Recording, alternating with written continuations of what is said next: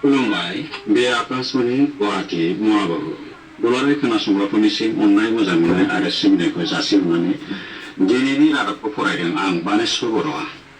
गिबि मन्त्रि डक्टर हिमन्त बिश्व शर्माया मैया सानैसो मिरु मन्त्रि बिथांमोनखौ लोगो हमो। हादरसानि रांखान्थि दाथायजों लोगोसे गेलेमु सावस्रि खोन्दोखौ गोदान खारथाय होनाय नोजोरजों गिबि मन्त्रि डक्टर हिमन्त बिश्व शर्माया मिरु मन्त्रि बिथांमोनजों सावरायो।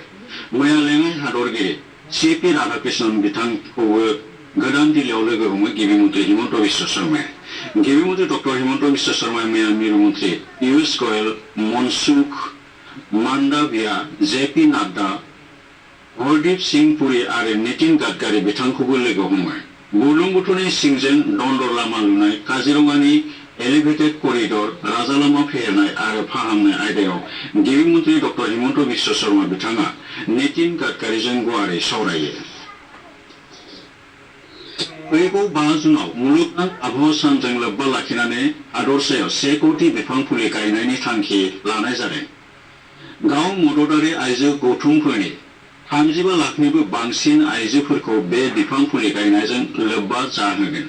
हादरसा सरकारा फैलाव ओनसोल हाग्रामाबारि खालामनाय, हाग्रा ओनसोल फिन फोथांनाय, गोग्गो गोहो सोरजिनाय, गोदान बिरोंदामिन बाहायदेरनायनि गेजेरजों आबहावा रैखा आरो गोजोनथि जौगाहोनायखौ थांखिनाय जादों। बे हाबाफारिनि गेजेरजों फैगौ 5 जुनाव आसाम मन्त्रि सभानि फेहेरनाय जागोन।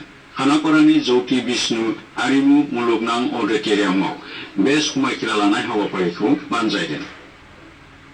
हादरसा सरकारा जगायबाय थानाय खम बेसेननि बेसाद जगायनाय बन्द जागोन होनना खौरां बिजोङाव फोसावजानाय रादाबाव गिबि मन्त्रि डक्टर हिमन्त बिश्व शर्माया बिजाथाय फोरमायदों।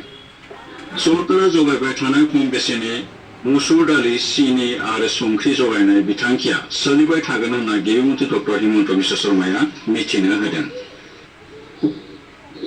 मिरु सरकारा मैया हादराव थोजासे बिबांनि पेट्रल डिजेल जमा दं होनना फोरमायदों। सोनाब एसियानि अलखदनि समावबो भारतआ गोथां थाव, मिथिंगायारि गेसनि जगायनायखौ हमथागासिनो दं होनना मिथिहोयो। पेट्रलियाम आरो मिथिंगा गेसनि लोगो नेहाथारि सुजाता शर्माया हादराव थोजासे बिबांनि पेट्रल आरो डिजेल जमा दं होनना खौरां बिजोंनि गेजेरजों फोरमायदों।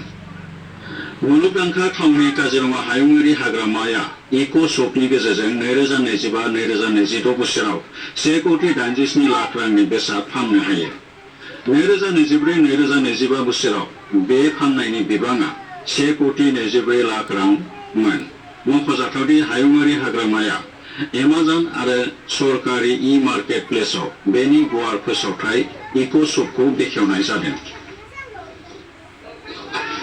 60 बोसोरनि फिफा वर्ल्ड काप गेलेमुखौ जी एन्टारटेनमेन्टनि गोबां चेनेलआ फोसावगोन। जी एन्टारटेनमेन्टआ 2034 मायथाइसिम फिफानि गासैबो हाबाफारिनि मिडिया सर्ट बायनानै लादों। वर्ल्ड कापनि गेलेनायफोरखौ इउनाइटेड एड स्पर्ट्स लिनियार टिभिआव फोसावनाय जागोन। बेबायदिनो G5आ गेलेमुफोरखौ लाइभ स्ट्रिमिं खालामगोन। आन्डार 17 वर्ल्ड कापनि गेलेमुफोरखौ Gआव फोसावनाय जागोन। फैगौ 11 जुनाव 60 बोसोरनि वर्ल्ड काप गेलेमुफोरा जागायगोन। गेलेनायफोरा आमेरिका, मेक्सिक' आरो कानाडायाव खुंफुंगोन। आरो बेजों लोगोसे रादाबा एसेनोसै।